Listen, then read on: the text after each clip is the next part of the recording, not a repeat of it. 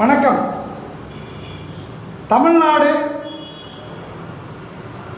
விவசாய தொழில் முனைவோர் மற்றும் தொழிலாளர் முன்னேற்ற சங்கத்தினுடைய பொதுச் செயலாளர் என்ற முறையிலே மத்திய மாநில அரசுகள் விவசாய பெருங்குடி மக்களுக்கு பல்வேறு விதமான ஈமக்கிரியை செய்து கொண்டிருக்கின்றார்கள். இந்தியா மிகப்பெரிய வல்லரசு நாடாக இந்தியா 4வது இடத்தை பெறுவதாக மாதட்டிக் கொள்கின்றார்கள். இந்த நிகழ்வு வெட்கக்கேடானது.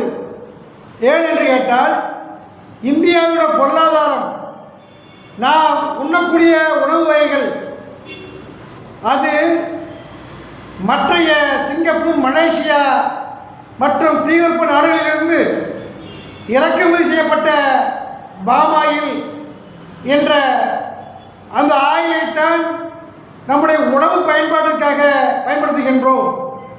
இந்தியாவிலே உற்பத்தியாகக்கூடிய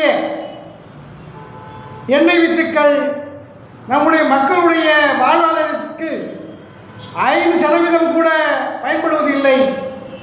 95% மிகப்பெரிய அளவில் தெரிவிக்கப்பட்டு அதன் விளைவாக நாம் இறக்குமதி செய்து கொண்டிருக்கின்றோம்.